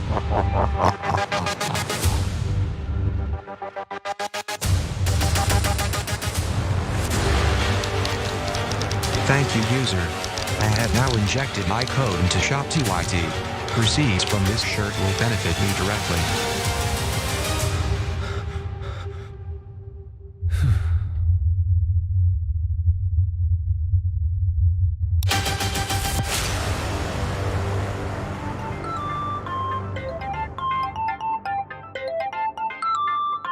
When you were growing up, what did you want to be? I think I was starting to think I don't want to do one thing, and I did live up to that. Well, mission accomplished then, because Dave was a geologist. Yeah. And now he's, helped found the Young Turks. Even within TYT, you've done a lot of different things. Yeah. So if you want to do different things, you nailed it. All right, last story to end on is a Dave story. Whenever there was something like obvious, glaring, he would go up and ask them about it. Like it'd be like a giant church, right? And somebody's standing in front of it. The usual Dave go, pull up right in front of him. You're like, hey, do you know where there's a church around here? And they're like, right here. It's right here. Practical jokes. Spice up life a little. Welcome to Breaking News with Brett Ehrlich. I'm Brett Ehrlich, and this is Breaking News with Brett Ehrlich. The Trump administration, Trump mandated Trump, that Trump, every Trump, other Trump, word Trump, be Trump, Trump.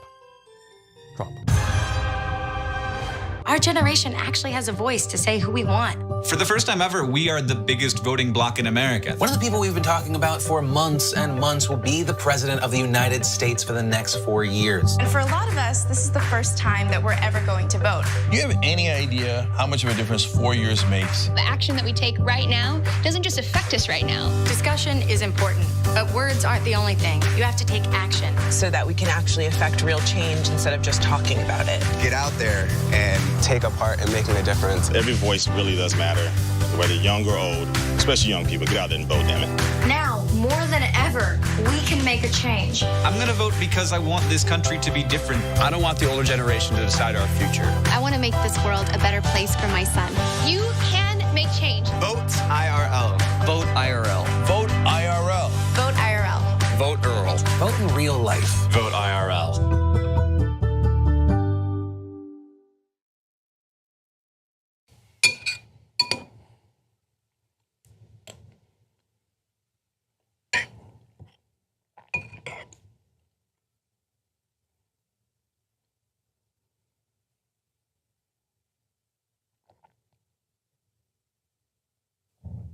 Can we eat in here?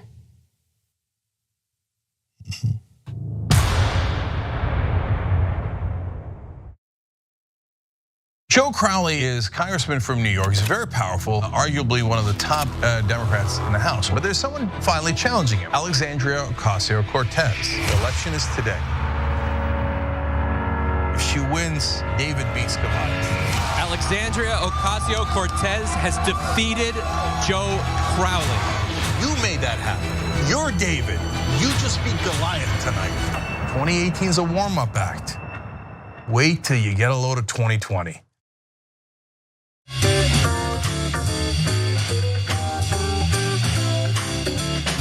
Welcome back to TYT. Anna Kasparian and Ryan Grimm with you. Let's give you some updates on arrests that have been made in connection to the Capitol riots that took place almost 2 weeks ago. So the FBI is investigating the possibility that a Capitol rioter stole House Speaker Nancy Pelosi's laptop from her office to allegedly sell to Russia. So this was an accusation made by a tipster, someone who allegedly was romantically involved with a woman who was there. The woman's name is Riley June Williams, and she has turned herself into the authorities after this story broke. Initially, there was some indication that she planned to flee, but she did eventually turn herself in. Now, let's hear a little bit about what these allegations are. And let me just note, I mean, come on, girl, like you're 22 years old. What are you doing? What are you doing? Like, just go live your life. What is this nonsense? Anyway, so first off, let me just note, there's no hard evidence right now that Pelosi's laptop was stolen. However, Drew Hamill, who's one of Pelosi's closest staffers, tweeted 2 days after the attack that there was a laptop stolen that was used for presentations that was in a conference room. The FBI says in the court record, the matter remains under investigation. It's not known if the two incidents are connected at all, or even if the tipster's information about the stolen laptop is accurate. Now, where does Russia come into play? Well, a person who said that they're familiar with her, with Williams, a former romantic partner of hers, identified Williams to the FBI in video inside the Capitol building and directing people. In the video, she's directing people to go upstairs to Pelosi's office. So we have that video we'll show you in just a minute. The tipster also claimed to have spoken to friends of Williams who showed the tipster a video of Williams taking a laptop computer or hard drive from Speaker Pelosi's office. And this is according to the FBI's affidavit. The tipster stated that Williams intended to send the computer device to a friend in Russia who then planned to sell the device to SVR, or Russia's Foreign Intelligence Service. So I wanted to show you some of those videos right now to kind of give you a sense of what everyone's talking about. Here is a video of Riley June Williams fleeing the Capitol. Step aside, gal.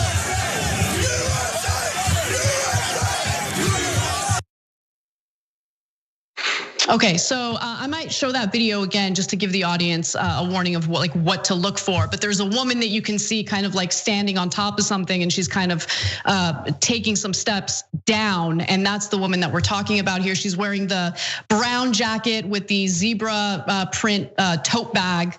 So there she is, video showing that she was certainly there. And then there's one other video that I want to go to that shows her essentially directing other rioters of where to go. And she's directing them to go to Speaker Pelosi's office. Let's take a quick look at that. I spotted a woman in a green shirt.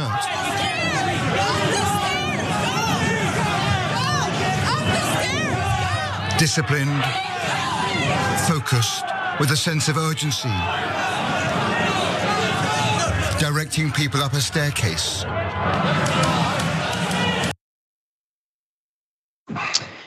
So again, this is under investigation. The tipster says that the deal with Russia fell through, and that Williams still has possession of the laptop unless she's destroyed it.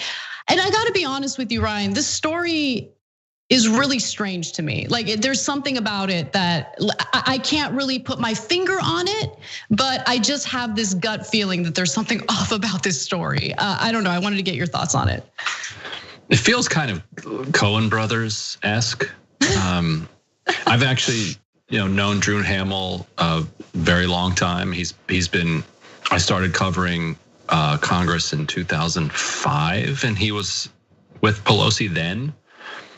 So he's been there for a very long time, and so what he's saying is that this was a laptop that people use for presentation. Like you leave it on the table so that you can plug your card in, so that you can do your PowerPoint up against the wall.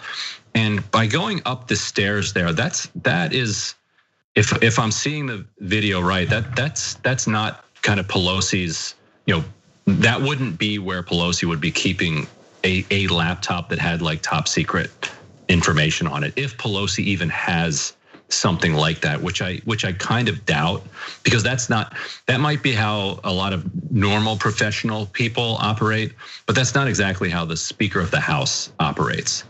She's some other people handle top, classified and top secret information for her, and they present it to her, and she makes decisions based on what she sees. It's not that they're emailing it to her on her encrypted speaker.pelosi at mail.house.gov account, and she's uploading it and reviewing it like that. That's just not how this works now. And so if it did work that way, you can guarantee that the multi-$100 billion NSA would make sure that the speaker had a laptop that nobody's going to be able to, crack into. The NSA can barely crack into an iPhone that they pick up off of a suspect on the street from any regular suspect. So even if she did get away with some laptop that had top secret information on it, which I think is virtually impossible, particularly given the room that she was going to. That's kind of just more of a conference room area. If she's going up onto the third floor of the Capitol, or bigger offices on the second floor. But all we know is from that video that she's saying move up the stairs, with the person saying methodical. But is it methodical, or is she just annoyed that people aren't moving a little bit more quickly? And then she kind of grabs something and sneaks out. And then she lives in New York, and there's lots of Russians in New York. And it's like, hey, if I'm gonna sell this, I can't sell it here. Brooklyn and Queens are filled with Russians who know people in Russia. So like, I guess if you've gone through all of that, that would be your next move. But there are easier ways to make money. Yeah, I don't know. The whole story seems pretty strange. I mean, the fact that she was in the building has led to some charges. However, she has not been charged in connection to stealing a laptop or trying to sell it to a foreign government. So far, she's charged with violent entry and disorderly conduct, which clearly we have evidence of. But I want to be clear, we do not have evidence of what has been alleged regarding her stealing a laptop and intending to sell it to Russian intelligence. I just think, this. Okay, so someone who says they were romantically involved with her and no longer are, that person made this allegation. It's just, I just wish like the Russia angle, because I think that there is like serious concerns regarding Russia, right? But it's become like cartoonish now. Like even Hillary Clinton mentioned Russia in a recent podcast. Like, just please stop talking about Russia, because it immediately makes people kind of brush off the seriousness of what's going on, because the way Russia was talked about, it was just embellished, it was exaggerated. It was like the main narrative for the first 2 years of Trump's administration, and it led to nothing. And that's not to say that there's no evidence that Trump might have engaged in some shady financial deals with Russia, something that I wish was more of a focus during the investigation. But I just think like the focus of that investigation, along with the media theatrics that came along with it, make people incredibly skeptical of any news story that tries to draw like a connection to Russia, especially when it comes to like riots and Trump related news. Yes, on Hillary's podcast, which is amazing that she has a podcast. And the audio is not great. It's like, come on, Hillary, you could do better. You could do better than this. And so she's interviewing Nancy Pelosi, coincidentally, and she says, "What I would really like to know is, did Trump call Putin while the insurgents were storming the Capitol?" It's like, what? Like, why would you want to know that? Like, why would you even think that was even remotely possible? Because like normally with these Russia conspiracy theories, there's no evidence for them, but there's some internal logic to them. Like, okay, Russia has a PP tape of Donald Trump, and so therefore Donald Trump is being blackmailed by Putin, and that's why Donald Trump is doing all the things that he's doing. Like, there's no evidence that for those different things, but it has an internal logic. I get it. Even with this young woman stealing a laptop and selling it to Russia, yeah. Well, if you're going to sell if you're just trying to make money selling something that you stole from an American Speaker of the House, sure. If you know Russians, then they're maybe that's somebody who would buy it. Like at least there's some internal logic to that. But what on earth would Trump be calling Putin about with people storming the Capitol? Does Putin have some sway with these people who are storming the Capitol? And maybe it. Obviously I know that like Hillary Clinton's brain was broken. She was 5 seconds from being president, and instead she lost to Donald Trump. I understand that that's broken her brain terminally. And so everything flows from that, but it also kind of allows her to not look into the Medusa's face of right-wing white supremacy here in the United States. Like you didn't need Vladimir Putin to explain what happened in the Capitol, and maybe it's easier to kind of think about it and absorb it if you can think that this is some foreign interference, when in fact, no, this is as American as apple pie, and it's something that we have to confront as American.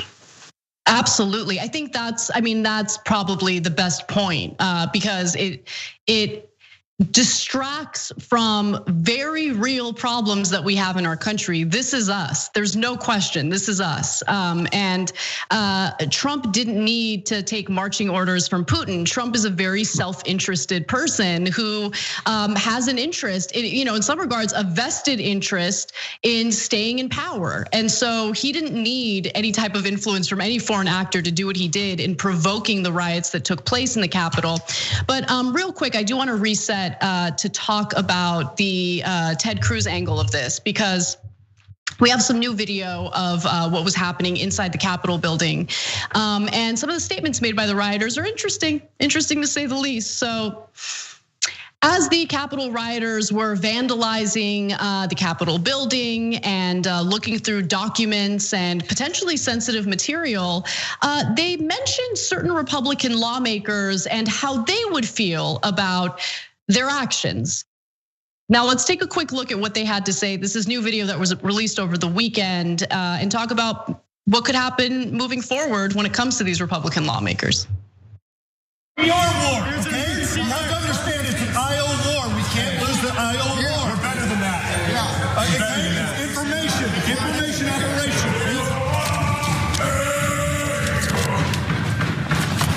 There's got to be something in here we can use against these scumbags.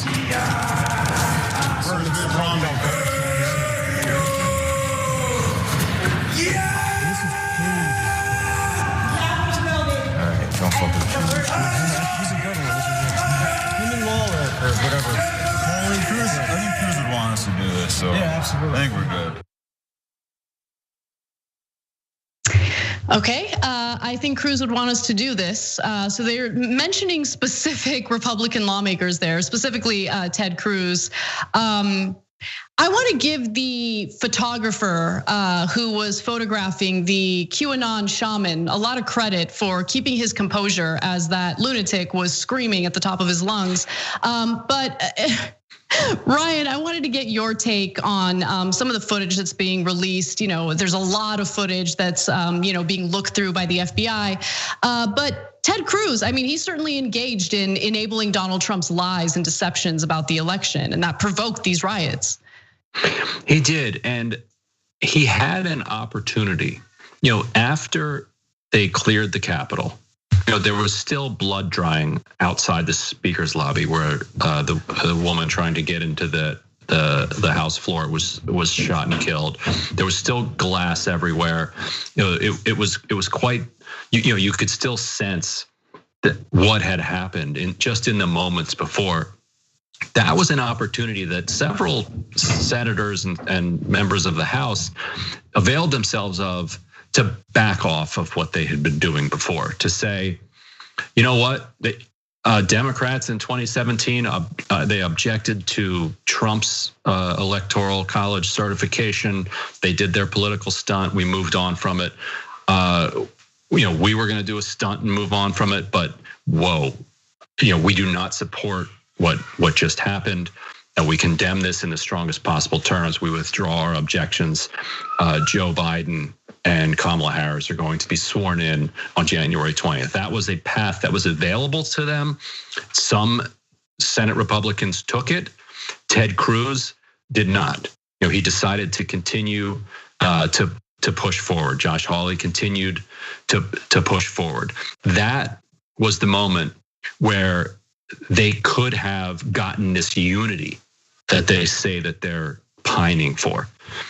Because everyone is feeling traumatized at that moment because they've gone through this incredibly traumatizing, near-death experience. So the mob, if they had gone right off of that one stairwell, would have gotten into the Senate while the senators and while Mike Pence were still in there. I don't think they would have killed them. We don't know. We don't know where it would have gone. We don't know if the Capitol Police at that point start opening fire and people fire back at them. We don't know what kind of trauma that leads to. But it was so raw at that moment that it created an opportunity for people like Cruz and Hawley. If they wanted to start a healing process, that was the opportunity. Instead, they pushed forward like nothing had changed from 6-7 hours earlier. That people hadn't just died in the Capitol, fighting for the thing that they were fighting for, rifling through their papers, saying Ted Cruz would be good with this. We're good. And so when they forewent that, then they,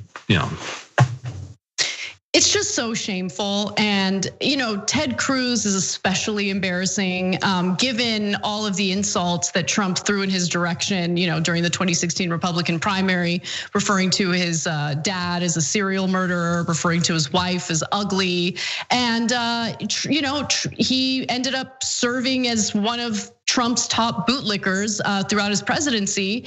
And then, went even further. You're right, in continuing on with this stupid sham narrative about voter fraud, knowing full well that the Trump campaign lost in dozens and dozens and dozens of court battles. He knew what he was doing. And even after that violent riot, he decided to continue on with it. Real quick, because we don't have much time left, but I do want to ask you one final question, Ryan, about the possibility of Democrats actually fighting back and pushing forward with maybe the 14th Amendment in getting these Republican lawmakers out as a result of what they've engaged in and how they've provoked these rioters. Do you think that Ted Cruz would face any consequences for what he did? I don't think that any of the senators will, just because of the unique nature of the Senate, unless something more emerges about actual contacts with the people who did it. But I do think on the House, it's not out of the question that Marjorie Taylor Greene and Boebert, who a lot of Democrats genuinely fear, think, and a lot of Republicans feel are unhinged, and they don't, they like Boebert was the one who was giving a huge tour of the Capitol to people who were suspected to have then participated the next day. And then I think there's a chance that Paul Gosar is going to come under a lot of scrutiny. For the reporting that we've done, Paul Gosar, Andy Biggs, who's the chair of the Freedom Caucus, and Mo Brooks were kind of all involved with some of the organizers of this event. But Gosar was very much the lead and seemed to be the go-between. And when we reached out to Biggs, his office pointed us towards Gosar, which was, I thought, a very interesting development. And so you very well could see Gosar maybe be the male fall guy that goes down with Boebert and Marjorie Taylor Greene. Some of it depends on maybe how they behave going forward, but there will, and it also depends on what the investigations turn up. If they find text messages between them and between the rioters, which if those text messages happened and they weren't on signal, then the FBI is going to have them. So I actually do think that it is plausible that some of those members could be expelled. Yeah, I sure hope so. We got to take our final break, but when we come back, possibly our very last as the White House turns, and I'm here for it. Okay, so come back after the break. We'll share you the details on that story and more. They had things, levels of voting that if you ever agreed to it, you'd never have a Republican elected in this country again. We don't run our own country. We've lost our democracy, and all we have left is rage. Where are the Democrats? I would be on every cable news channel screaming and yelling and talking about what the Republicans are doing right now. How do you expect us to get excited to show up to the polls for these loser Democrats? How come we have nothing but cowards? We'll never fight. Primaries are everything. Building a great wall on the southern border. You have politicians who fearmonger about disenfranchised groups. The first attacker came through the visa lottery. Now they are against legal immigrants. Ending chain migration. They don't want people from those countries coming here because they're fucking racist. This guy's an absolute monumental disgrace to all of us as Americans. Stop treating us like animals and bugs and start treating us with some respect. That is what I was warning about for literally years on this program. This is what they promised they would do if they got into power. And what do you know? They did it. I've now shown dozens of videos on the Young Turks of cops handcuffing people who are bleeding to death. His life means nothing. We have been trained to be cowards, so we're gonna handcuff that guy bleeding to death. When it comes to these protesters who are justifiably enraged at members of their community getting gunned down and murdered by police force. We are a physical representation of our support for George Floyd. They said that this was impossible, but now we're beginning to move that boulder. And at the end, we'll get our democracy back. Primary the living hell out of these Democrats, and let's take over the party. That's a ghost ship. Let's board it, and let's take it.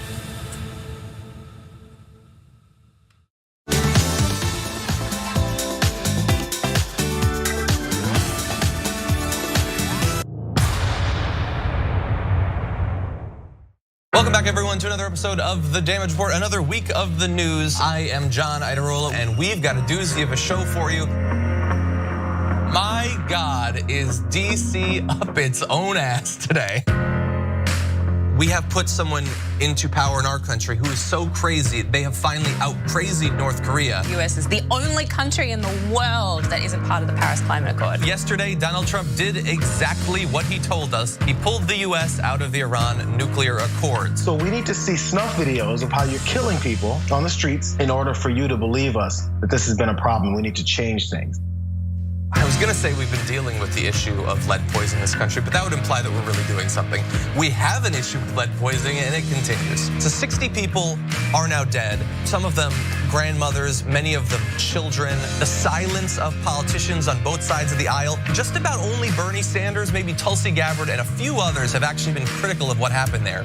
And the rest are cowards hiding behind silence, refusing to admit what happened yesterday. We have to be able to accept that we do things wrong in this country. You can fix and change things, make things even. What's great about our country, and this is a great example of it, is everybody's pissed off. This is The Damage Report, and it's all about the threats facing us each day. When something's relevant, and it's hot and it's in the news. You're not supposed to talk about it. Can we start talking about it now?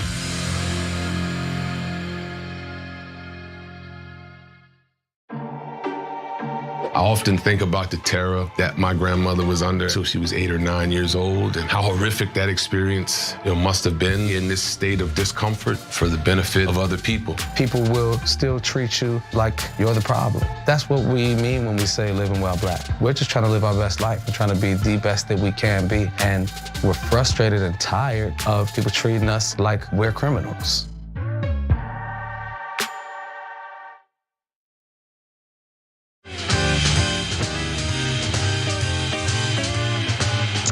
Hey everyone, welcome back to TYT. We end the show with one of my favorite branded segments, so let's get right to it.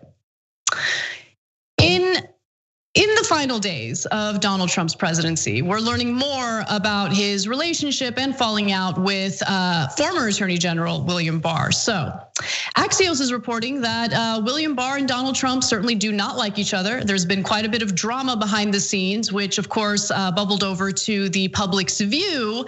And this might just be our very last edition of As the White House Turns.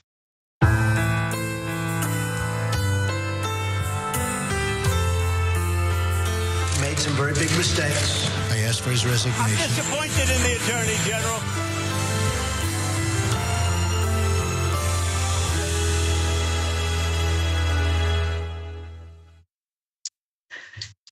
So allow me to preface this by saying that William Barr gets no credit for anything. He is an awful person who certainly had no problem enabling Donald Trump from the beginning, but then he realized that he had enabled a monster. He had created a monster and was suffering the consequences of that.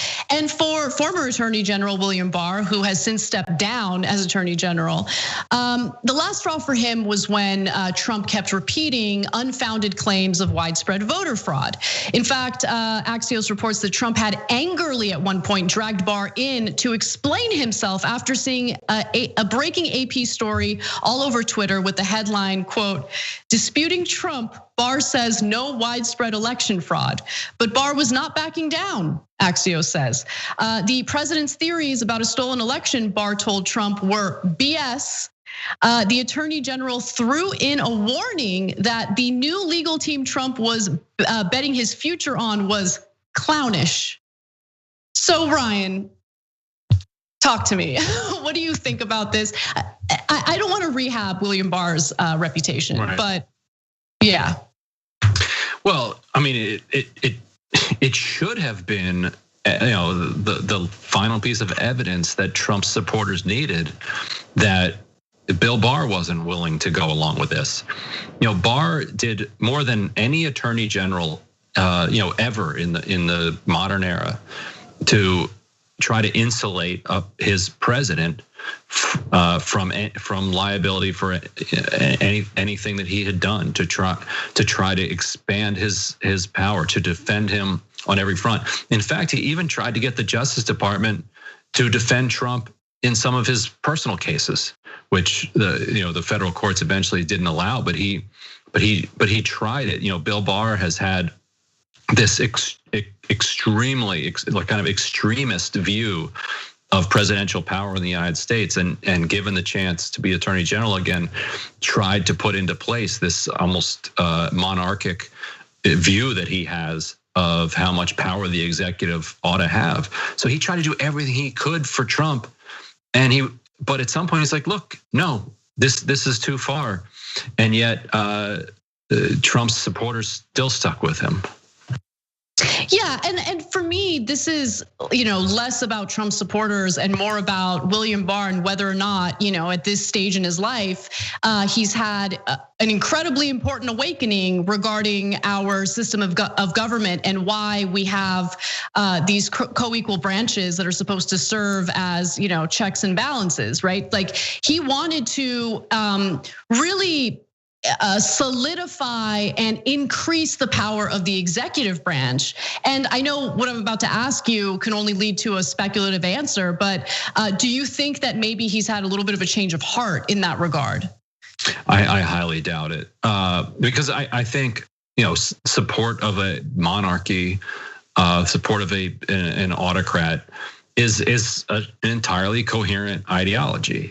It like we were talking about in the last segment, it has its own internal logic. I don't support it. It's contrary to the U.S. Constitution. I think it's wrong. But that has kind of been the view that he has always supported. Now, those types of people will find that there are particular monarchs that they don't support. Just because you're supportive of monarchy doesn't mean you like that particular king. And so Barr found himself in a bit of a catch-22 at the end of his career, that the opportunity that he had to finally put his vision of government into effect only came about because a completely crazy person gave him that opportunity. And so he still went for it, forgetting the fact that he wouldn't be in that position if the person were actually capable of handling the powers that he wanted to give him. Yeah. And William Barr was out of the Trump administration by December 15th. And the lies about widespread voter fraud did not begin the conflict experienced by Trump and William Barr. Things really started to get dicey between the two during the civil unrest that took place over the last summer. That was following the murder of George Floyd, and all the protests that followed it. And so Trump really wanted to use the military to squash those demonstrations. And apparently that was the first time William Barr kind of realized, oh, this guy is a little unhinged. I mean, I'm putting words in his mouth, but essentially he realized, okay, this guy can be pretty dangerous. And so Axios reports that when Trump wanted to invoke the Insurrection Act and send military into cities, from his seat behind the Resolute desk, an agitated Trump told Barr to go and do something, and to do it right away, make an announcement, send in the troops, something. Barr asked, what was the end game for adding the military to the mix? What could these soldiers do? Barr pointed out, just stand around and get yelled at. Trump didn't care. We look weak and this is hurting us, he ranted. Then he slammed his hand on the Resolute desk. And of course, William Barr didn't go along with his obsession with investigating the Bidens. All of that never really came to fruition, which is what Trump was hoping for. But yeah, any final thoughts on this, Ryan? Well, yeah, what's then so sociopathic about Barr is that despite all of those disagreements that he had with Trump, why does he stick around as long as he does? So that he can reanimate the federal death penalty. What a psychopath! Like that was the thing that he dedicated his final weeks and months to, making sure that executions that had been stalled for so long took place, including among a number of forget the justice of the death penalty to begin with, people who very well may have been innocent, and some people who were barely involved in the crimes they were executed for. So what a sicko. Yeah. Absolutely. Ryan Grim, thank you so much for joining us today. Everyone check out his work over at The Intercept. And please check out his book, We've Got People. And you can check that out at shoptyt.com. Everyone else, have a great night. We're gonna have an awesome post game with Brett Ehrlich. Don't miss it, tyt.com/join.